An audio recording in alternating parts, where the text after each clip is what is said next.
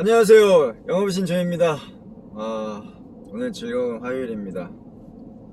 날씨가 구름이 잔뜩 껴있네요. 오늘 왠지 모르게 비가 올 것 같습니다. 그래도 기온은 그렇게 춥진 않네요. 영상이도. 자, 취준생을 위한 가이드 계속 진행해 보겠습니다. 오늘은 감동적인 영상에 대한 얘기를 하나 해드릴까 합니다. 데이빗이라는 그 소아마비 아이가 있고, 그 소아마비 데이빗을 지극히 사랑하는 아버지 얘기입니다. 데이빗 아버지가 이제 그 출산을 앞두고 이제 초음파 검사를 이제 했는데 다리가 이제 이상한 거를 이제 발견을 했다고 합니다. 그래서 나 보니까 이제 다리가 완전히 이렇게 90도로 휘어 있고 뭐 완벽한 소아마비 증상이죠. 근데 그게 이제 뭐 확신이 필요하니까 이제 진단을 받으러 이제 병원을 이제 찾아갔다고 합니다. 그런데 당신 아이 데이빗은 10살까지 걷지도 못할 것이며 말도 못할 것이고 10살 이후에 말을 하더라도 10단어 이상을 이제 얘기할 수 없을 것이다. 소아마비다. 방법은 없냐? 방법은 현재 기술, 의학 기술로는 없다.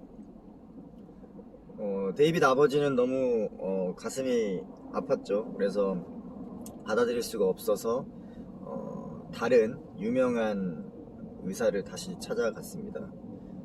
그 의사도 똑같은 얘기를 이제 되뇌었죠. 10살 전까지 움직이지 못할 것이고 말도 못할 것이고 성인이 돼서도 10단어 이상은 말하기 힘들 것이다.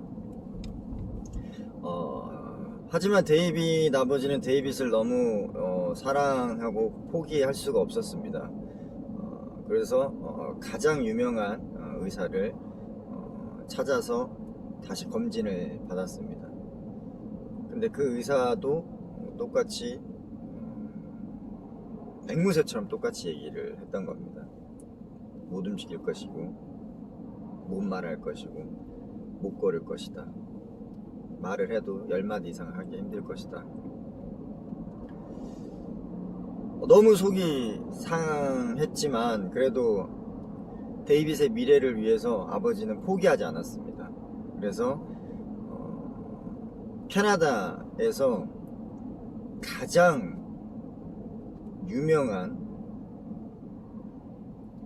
의사를 찾아갔습니다. 힘들게 그 의사 먼 길을 가서 찾아가서 진단을 해본 결과 데이빗 아버지는 동일한 얘기를 들을 수밖에 없었습니다. 10명 이상의 의사를 찾아다녔지만 모두 다 앵무새처럼 똑같은 얘기만 되뇌었습니다. 너무 좌절되고 포기하고 싶었지만 데이빗을 사랑하는 데이빗의 아버지는 포기할 수가 없습니다. 그래서 전 세계에서 가장 이 분야에서 유명한 의사를 알게 됐습니다. 하지만 그 의사는 너무 유명했기 때문에 예약이 이미 2년치가 차 있었습니다. 보통 부모들은 이제 낙심하고 포기했겠죠. 하지만 데이빗 아버지는 거기서 포기하지 않았습니다. 그 의사를 알고 있는 모든 사람들, 학교, 지인, 그리고 취미생활을 찾아가서 그 취미생활을 같이 하는 사람들, 집 연락처, 회사, 병원, 간호사 모든 수단과 방법을 통해서 그 의사에게 연락을 했습니다. 그래서 자기 사정을 얘기하고 스케줄을 잡았습니다. 대단하죠? 이것도 엄청 대단한 것 같은데 세계에서 제일 권위 있는 의사에게 마침내 검사를 받게 되고 데이빗에 대한 진단평가를 데이빗 아버지는 듣게 됩니다.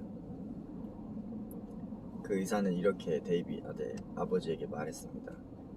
데이빗은 걷지 못할 것이고 말을 못할 것이고 성인이 돼서도 10단어를 이어서 말하기 힘들 것입니다.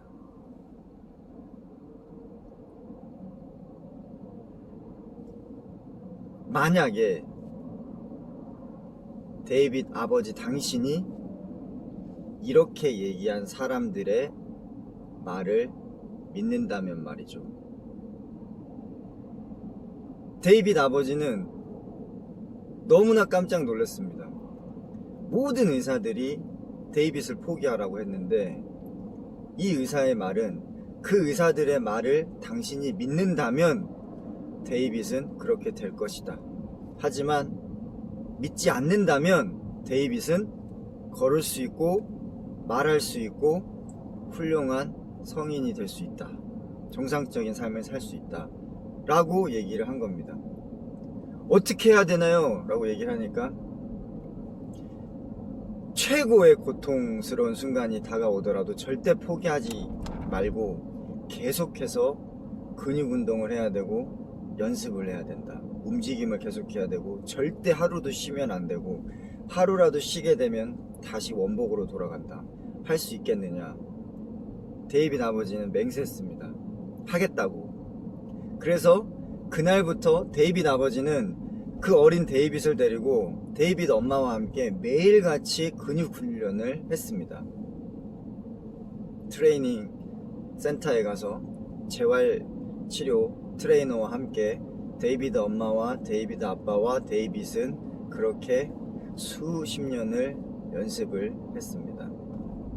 그래서 어느 정도 데이빗이 7, 8살쯤 됐을 무렵 데이빗의 아버지는 그 의사님에게 전화를 했습니다. 혹시 와서 봐주실 수 없냐고. 데이빗이 뭔가를 하고 있다. 근데 재활치료센터에서 데이빗은 푸시업을 하기 위해서 노력을 했습니다. 그 수년 동안 노력한 결과 의사 선생님이 왔을 때 데이빗은 푸시업을 하나를 해냈습니다.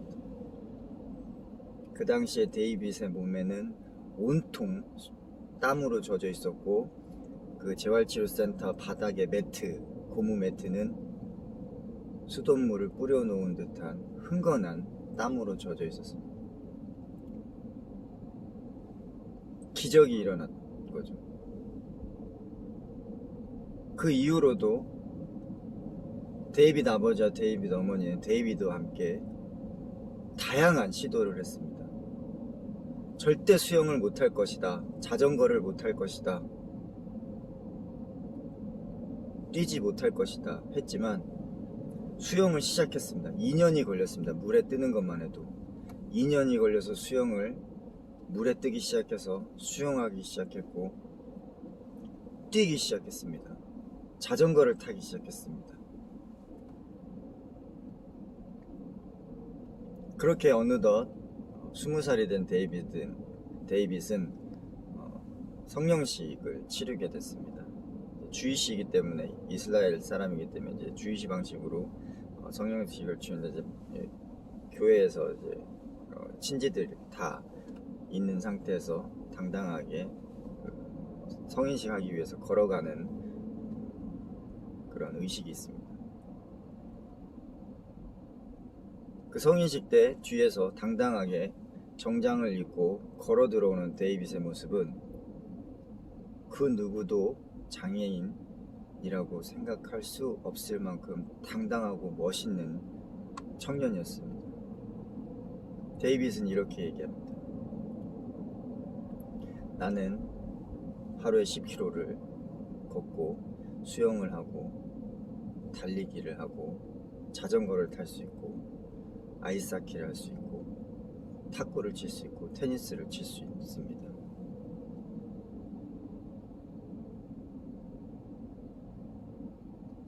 데이빗이 그렇게 멋있는 청년이 건강한 청년이 될 수 있었던 거에는 어떤 것들이 필요했을까요?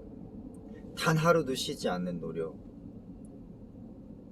그리고 절망적인 순간에도 절대 포기하지 않고 긍정적인 생각으로 문제를 해결하려고 직면하고 노력했던 거. 우리의 삶도 비슷하지 않을까요? 정말 힘들고 바닥이라고 생각했을 때, 죽고 싶은 마음이 목 끝까지 차올랐을 때, 그때에 필요한 거는 죽음에 대한 선택이나 좌절에 대한 부분, 우울증에 빠져서 나오지 못하는 그런 모습이 아닌 믿음이 필요합니다. 긍정적인 생각으로 할 수 있다는 믿음을 가지고 계속 방법을 찾고 노력하다 보면 데이빗과 같이 우리가 흔히 말하는 기적, 미라클, 기적들도 일어나는 것 같습니다. 그래서 여러분들은 할 수 있습니다. 아무리 힘들고 지치고 외롭고 상심이 크더라도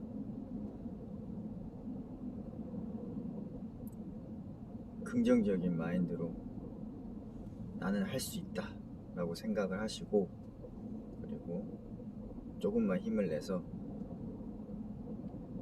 내가 할 수 있는 부분에 찾아서 하루하루 최선을 다해 나가다 보면 그런 하루하루 한 발짝 한 걸음이 모여서 기적을 이뤄낼 거라고 믿습니다. 오늘 또 힘내시고 파이팅 하십시오. 영어의 신 조이였습니다. 마치겠습니다.